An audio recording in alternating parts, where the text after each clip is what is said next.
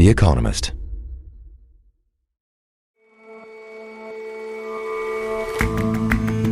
Hello and welcome to The Intelligence from The Economist.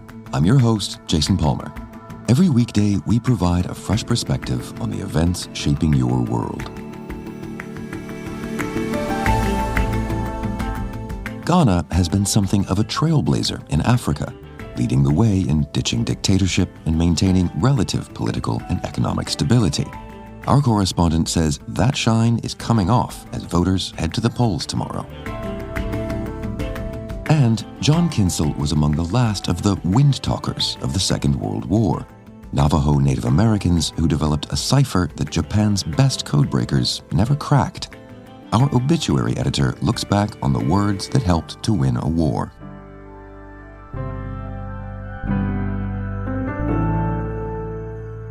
But first,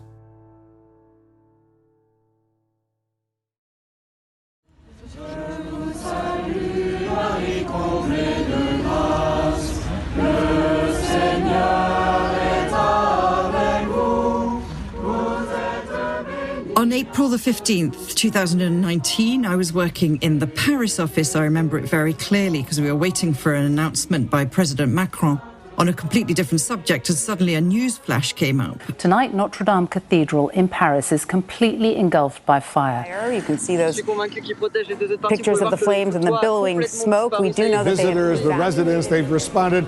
We hear them singing, they're praying.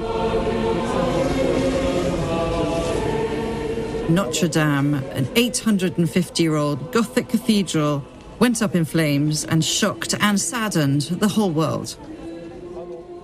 Sophie Petter is our Paris bureau chief, back with us for the second day in a row, not this time on the collapse of a government, but on a welcome moment of hope for France, the reopening this weekend of one of the world's most iconic buildings. In the end, the firefighters worked through the night. They managed to save, astonishingly, all the stone structure on the inside. It then had to be consolidated for a long time, but the roof itself and the spire came crashing down. Nous avons tant à reconstruire. Alors oui, nous rebâtirons la cathédrale Notre Dame plus belle encore. President Macron himself rushed the scene. He described the world watching part of us burn. He said right from the beginning that he wanted Notre Dame to be rebuilt within 5 years, and there was a feeling that that was just ambitious beyond what was normal. So after the fire was put out, which was a huge effort by the Paris firefighters, there was a big debate about what to do. You know, do you just restore or try to replicate the original, or do you try to do something a little bit more modern? There was a debate also about who would fund it. It was always going to be the most ambitious project that France had ever undertaken to restore a historic monument. And the most arresting part of this was just the timescale.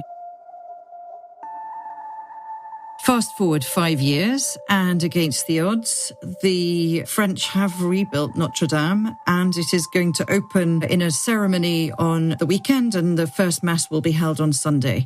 Now, President Macron has already taken cameras inside to show the world, really, what it looks like, and I think people are astonished, really. I can remember when I first went into the interior on a visit earlier this year, I was really taken aback by the colour. It's the luminosity of the stone. It's been cleaned and scrubbed. It's almost unrecognisable. If everyone thinks back to the Notre Dame, they knew that gloom, that sort of grime on the pillars. Some people liked it that way. It's part of the atmosphere. But what they've done is restore it to what it must have looked like in medieval times.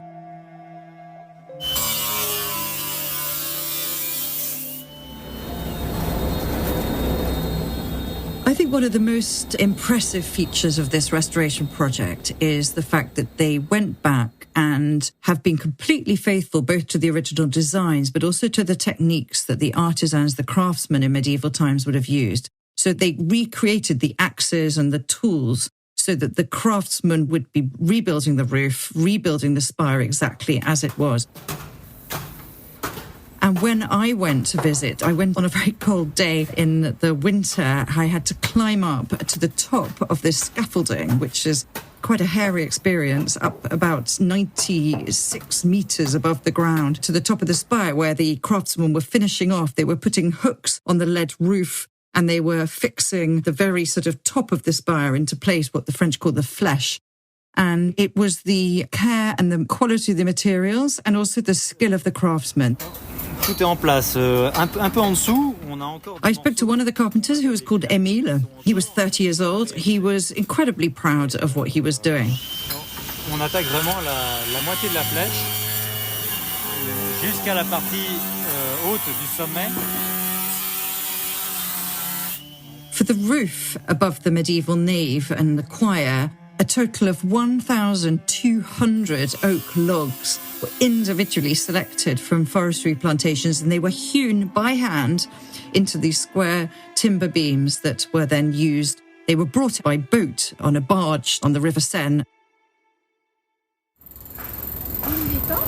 So it's not just the colour of the stone that is astonishing to see, it's also all the detail. If you look at, for example, the colours of the wall paintings on the chapels in the inside of Notre Dame, those were a work of the 19th century, but they have been repainted with the original pigment, so there's a bright, sort of vivid feel to the colour. And when I visited the workshop earlier this year, I found sculptors and specialist stonemasons. They were all working by hand with their chisels and their brushes to restore and clean the gargoyles and all the sort of decorative stone elements that were then going to be put back in place for the opening of Notre Dame.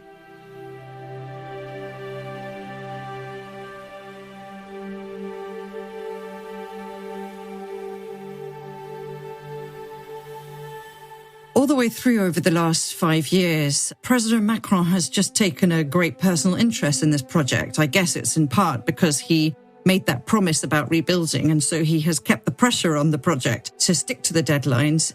When he went on a tour of the site last week, it was his 7th. And this time on that visit, he gathered all the workers who'd made it happen, and he used it as an occasion to thank them. N'oubliez jamais que durant ces 5 années de votre vie, vous avez sans doute partagé tous ensemble le plus beau chantier du siècle. Telling them that they should be proud and not forget that they've been part of what he called the most beautiful project in France this century. There were more than 2,000 workers who took part from 250 firms. Many of them were very small family firms from across France. And it was a real showcase in a way for French craftsmanship. And Macron said, "You've transformed ashes into art." Accomplit une tâche sans laquelle l'ensemble de ce qui a été fait aurait été rendu impossible. For President Macron, it's come at a particularly difficult time for him because he has just lost another government which has fallen over a budget. So politically, France is not in a good way. And I think everybody in the country needs this as a source of inspiration and a little bit of positive news at a difficult time.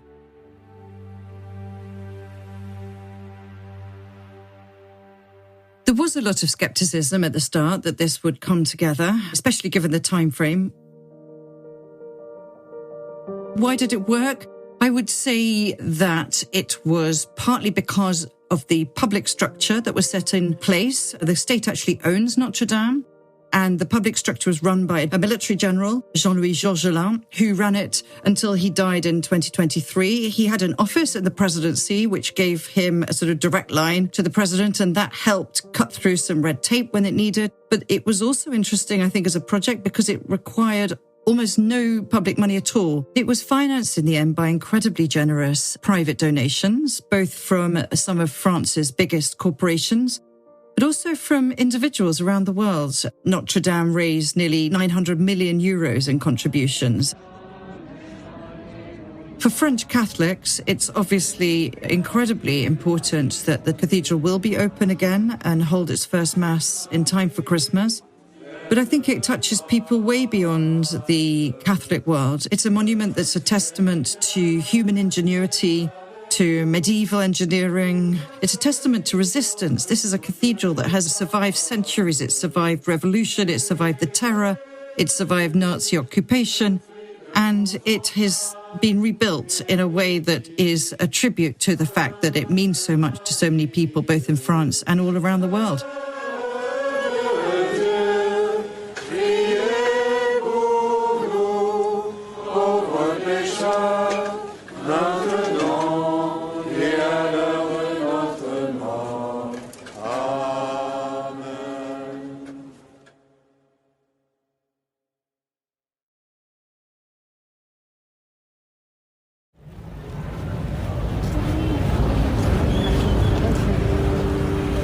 Last month, I was in Ghana's capital, Accra.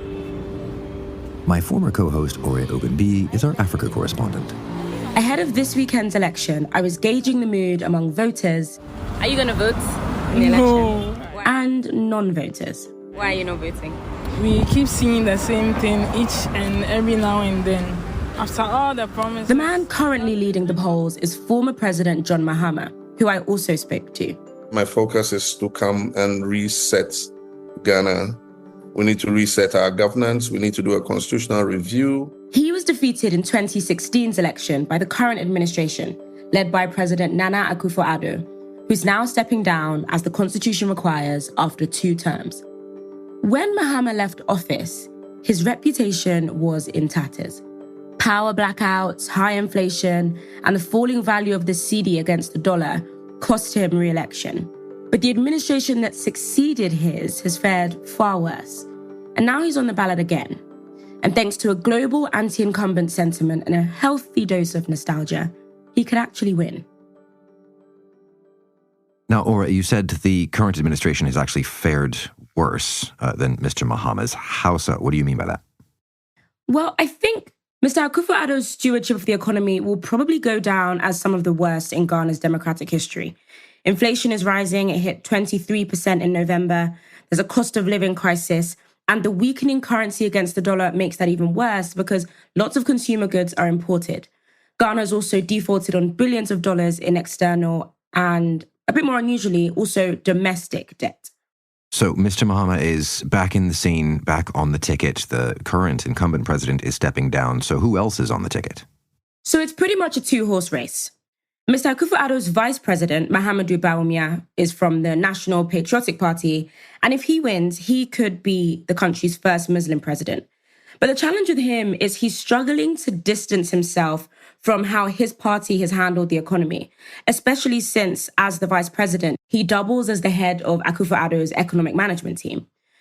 So he's trying to campaign by pointing to a few signs of economic recovery, but most of the economic recovery can be put down to a recent IMF bailout and also the restructuring of domestic debt, which actually costs the middle class a chunk of their savings. So even though the vice president is trying to convince voters that Ghana's doing a little bit better, polls suggest that the voters aren't really convinced. So, to your mind, Mr. Mahama has it zipped up? Well, I think Mr. Mahama's got a pretty good chance of winning. Ghana typically boots out incumbents after 8 years anyway, so if history's anything to go by, it's the ruling party's time up. And when I interviewed Mr. Mahama, he talked a little bit about his experience pulling Ghana out of adversity. That's a key part of his campaign. He's trying to convince voters that he's done it before and he can do it again. I have confidence that Ghana is a good place to do business. We just have to put in the right environment to make it attractive to investors. We've done it before. And he thinks that he's going to be able to do this even in just a single term in office. Because he's been president before, he can only stick around for 4 more years. I believe that 4 years is good time enough to lay the foundation for a new start. Once I get it to where I think, we've laid a good foundation, somebody else can take it and continue. But the thing is, elections in Ghana are always pretty close. They're won by only a few percent. When I was in Accra last month, many frustrated citizens told me that they just wouldn't vote. And that could swing things. So when you say citizens are frustrated, you mean with the economy, with how they're faring? Well, yes, but it's not just the economy. They're also quite annoyed about the politics as well. So corruption has come up with a lot of voters. Public trust in the government and its institutions is at an all-time low. Ghana, as a country, is a corrupted country. So even the officials know those they are going to give the power to. So Ghana has become a corrupted country without apologies. That's the lady you heard from earlier telling me that she wasn't going to vote. And 95% of respondents to a survey by Afrobarometer agree with her that some or all of the presidency is corrupt. And actually, 74% of respondents say that corruption has increased over the past year. So President Akufo-Addo, he bloated his cabinet. At one point, he had 120 ministers and deputies. He even made his cousins cabinet ministers. So people are quite annoyed at that. Another person I spoke to, a journalist called Manasseh Awuni, he says he's not voting because the choices are just that bad. the biggest indictment of our democracy is that the repulsive Mahama of 2016 has become attractive in 2024 without having to do anything about it. The only reason some people are looking to Mahama is that this administration has sunk so low that all hope is lost. And is there an international dimension to this? Is what's going on in Ghana right now sort of important outside Ghana? I think there's definitely regional implications. Ghana is considered a bellwether state for African democracy. So all this chat about corruption and losing trust in public institutions is bad news for their political legacy.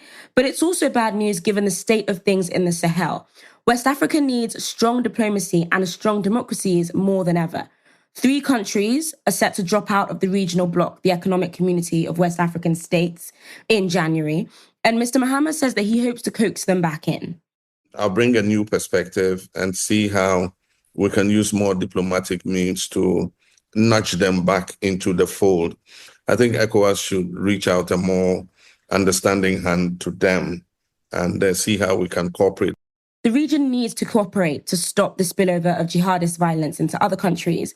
And with only a few other strong democracies around, Ghana should be helping to steer that. But I guess the first point is that Ghana has to get its own house in order. Well, what prospects do you think either of the sort of 2 horses in the race have at fixing things? Well, this is the thing. Neither Mr. Mahama or Dr. Bawumia's plans for the economy are likely to bring very much change. Their plans for the economy aren't especially bold. They're bound by an IMF program, which is obviously quite constraining in its own ways. But beyond the economy, I think what is especially important is that any transition of power is peaceful. From the people I spoke to, people are more worried than is usual for Ghana about electoral violence, about ballot snatching, and about contested results, all of which were real issues in the last cycle. And so as citizens head to the polls this weekend, there's a lot at stake to make sure that Ghana remains the poster child for African democracies. All right, thank you very much for your time. Thanks for having me, Jason.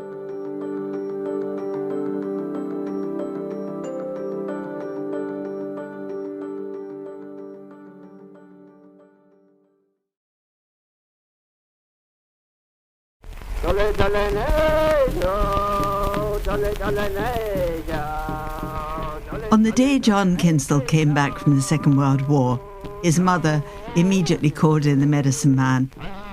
Anne Rowe is The Economist's obituaries editor. It wasn't because he had a bad leg, though he'd been hit by a boulder in a big explosion when he was on Iwo Jima, and he'd then walked 7 miles on it to get back to the Navajo reservation and his family.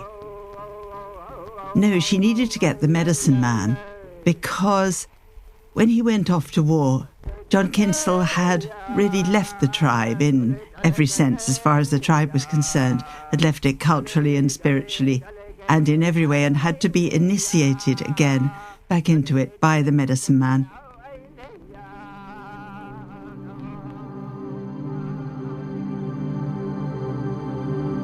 When he had gone off to war, the same ceremony, which was called the Enemy Way, had been performed. And there the dances and the chants were all meant to give him protection in whatever situation he found himself. And he felt sure they'd work, because when he was hit in the explosion in Iwo Jima, he could easily have been killed, but wasn't. And then when he picked up malaria in Guadalcanal, he also managed to survive that, although he expected to die, and it certainly hurt as if he was going to die. When he came back, though, the focus of the ceremony was on laying the ghosts, all the awful things that he'd seen, the number of corpses, the bodies he'd smelt, the way he'd come under open mortar fire when he was trying to cross a rice paddy. All these bad memories of war would be smoothed out, and they'd be driven from his mind. The evil spirits would be laid to rest.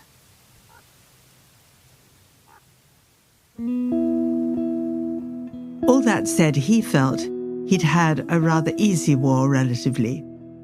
He'd gone through basic training like the rest of the Marines, but because he was going to be a radio man, he was going to be a translator into code, A lot of his training after the basic weeks was actually just sitting around, learning how to find the best words that could put various military concepts and anything he might need to broadcast into Navajo. This idea of translating in order to make a code had been suggested not long before, and it seemed an excellent idea because Navajo is a particularly difficult language. It's never been written down. It simply survives as a spoken language. When he went to Camp Elliott, which was the Marine training base, he was not the first of the translators to arrive. There'd been an original cohort of 29 who'd come in May 1942, and they'd drawn up a list of 211 words that were going to be the cipher or the code. When John Kinsell got there with his 25 colleagues, they were the second cohort and they added 200 more. So they all had 411 words to learn, had to memorize them completely because when they got a message in English, this message simply had to be memorized in Navajo, so everything had to be known exactly. Nothing was to be written down. He was especially proud of 3 words that he'd had a particular hand in. One was turtle, which was the code for tank, and it suited the lumbering, slow motion of the tank very well. Another one was bird carrier, which was the code word for aircraft, and that again seemed utterly suitable for what it was meant to describe. The one he was most proud of, though, was one that seemed to be all his own work, which was the word rabbit trail for a path or a route.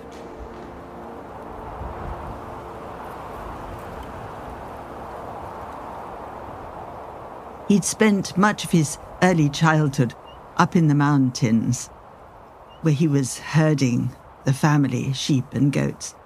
And he'd noticed how when there was a light covering of snow or when there was sand on the ground, the rabbits would come out and go this way and that and leave their paw tracks. He could even see a sort of white sand track that had been worn through the rocks, which was an animal trail. So it was obvious to him that rabbit trail was the word that was suitable for it. In general, though, he didn't talk about his own doings in the war. He always thought of we rather than I, because he thought of all the Navajo radio men as one group of people, very special and very different from the rest of the Marines, even though they'd been through much the same arduous training to get there. But he was secretly very proud of what he'd done.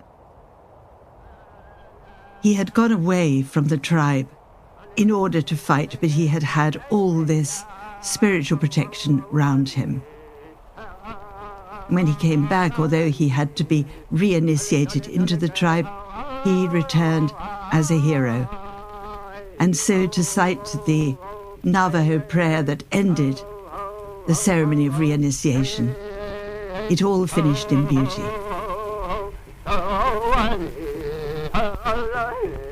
Anne Rowe on John Kinsell, who's died aged 107.